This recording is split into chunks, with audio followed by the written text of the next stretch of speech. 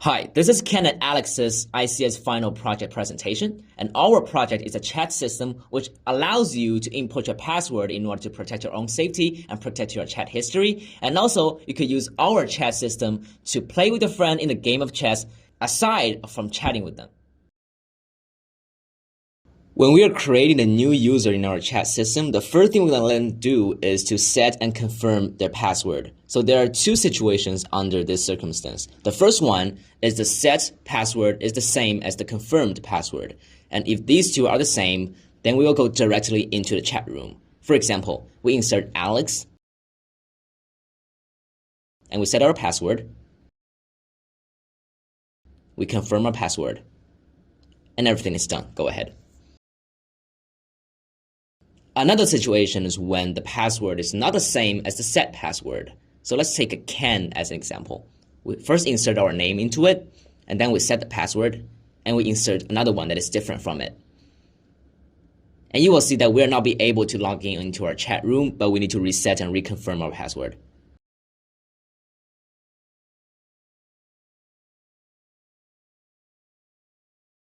So if a new user has been logged in, then it became an old user. So the next time we try to log in for a second time, we'll ask him to just insert his password instead of setting and confirming the password. So now let's take an old user, Alex, as an example. He first typed in the password in this circumstance, which is wrong. Then we will go back to the current login position. And in that window, we're able to change our name or choose to maintain the same name, but the whole process is going to go over again. The next time I'm going to insert the right password, and we're free to log in.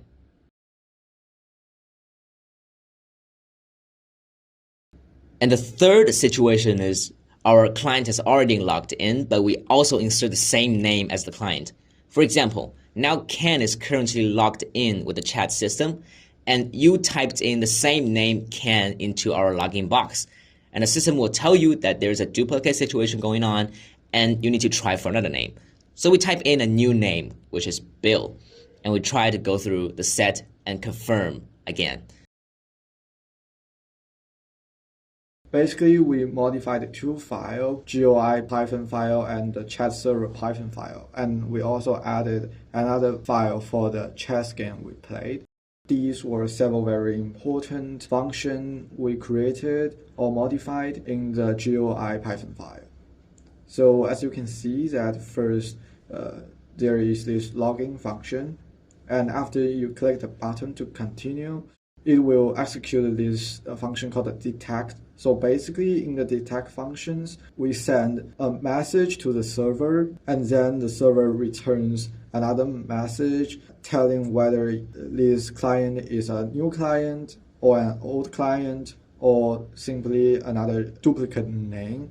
After knowing about the codes inside of the GUI file, let's now take a look at how does it interact with the server. So when each time we click a button, it will send a message to the server, and every message contains one key called action, and every action have different values. In this case, when we're trying to log in there, we try to set the password. The action is usually check. So we go into the chat server.py, we'll see that if message whose key is action equals to check, then we go through all of these if statements down there. So first of all, we use the self.group.isMember function in order to check out whether it is an already existing user. If it is a new user, then we will send back the message of the status new client, so that the GUI will know, oh, it is a new user. Then when I open up the set password and confirm password page. After the users on the GUI part confirmed and set his or her password, the message will be delivered back into our server, and the server will then process them and store the new message into the new variable, which is the main modification that we do to the server document, is the self_pw dictionary. So this is a dictionary that uses the name as the key and its password as the value. So that every time when somebody is trying to log in into the chat system, we can store the name and the password into the dictionary. And the next time somebody trying to log again, we are able to verify his or her password. And so if you are a new client, then we will execute this function called set password. And as you can see here, after you input the password you set and confirm the password, you can click the confirm button and it will execute another function called confirmation. If the confirmed password is not the same as the password you input, then it will call the set password function again. If the two passwords are the same, then it will simply go ahead and log into the chat system. And if you are an old user, then we will execute this check password function. And after you input your password and click the button confirm, it will execute another function called old client confirmation.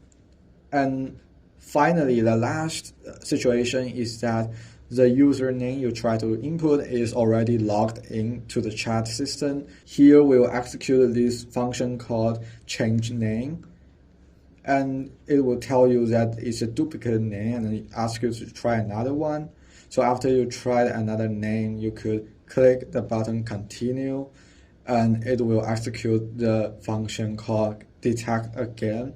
So in this case, it simply recall the function detect to see whether it is still a duplicate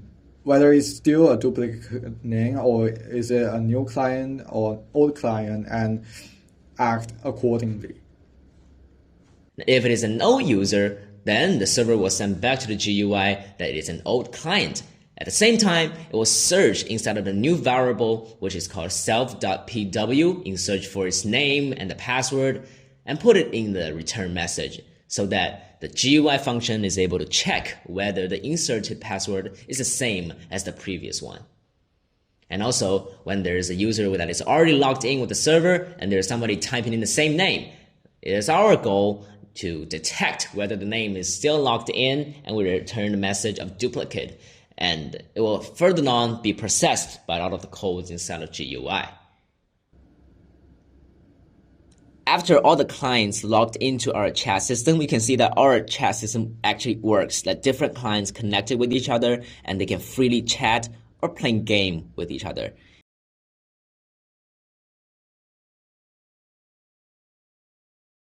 By clicking the chess button at the bottom of your window, we're able to get into the chess game, which is an individual system apart from our chat system. And by clicking the host server, you're able to create an individual server that is separated from our chat server. And the server has one IP address, and inserting this address will allow you to play with anybody that is in this server. So for this case, Alice logged into a server and his opponent got into another server and try to insert the host name.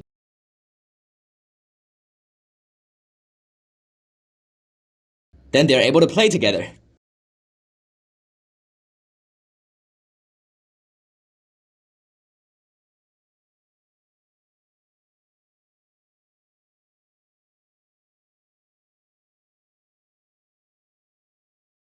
So because we are using separated system for chess and a chat system, so that we are able to chat even though when we are playing the game. This is a very special function. Here we import another Python file for chess game. Then in this Python file, we did a modification, so we turned the whole file into a big function called run. And so simply we just call the function inside the file to run the game. And we had a hard time trying to design our GUI code. The very first thing that we received this assignment and final project is to try to make sense of all the code it's talking about. We go through every single file, we read through every single line of the code, try to make sense how this one works and how it cooperates with each other. And finally, we understand what it is about and we go ahead to manufacture the GUI part. At the very beginning, we tried to receive and send the message in one single function called the go ahead function. And the result is that we're not able to log into any chat room if we write in that way. So after talking with Professor Gu, he gave us the comment that we should reserve the original go-ahead function and try to add something more aside of it. So this is what led to our final version, that we write loads of other functions in order to call the go-ahead function, and the whole structure is more clear than the original one. And also we had a hard time building the game into our chat system. We tried to download the game from our Pygame website and try to import it using packages. However, there are a lot of errors coming up. No matter it is by our errors of setting up the environment or any kind of system error, we are not able to run it directly. We tried loads of ways to try to solve it. We tried running it directly in the terminal. We tried a lot of shell files and calling it from the outside, but they never worked. So the final way that we managed to solve it is the way that we introduced in our code by defining it into a really, really big function, and we called it directly in the file. And this is how we solve it. And there are a lot of things that we can improve. The first thing is we could have better layouts. We could put more pictures and more GIFs and decorate our chat rooms and the login window a little bit. And the next one, our password is not very secure. If we go to see the password at the bank or any sort of other softwares, we can see that if you type in something, it will become those round dots or circles when it was displayed. You could choose to show or conceal the password. So this is one thing that we could improve on the password level. And for the game level, we should have built in the function of sending the win and lose information to anyone in the chat group. But due to the time limit and our proficiency in coding, we're not able to fulfill that.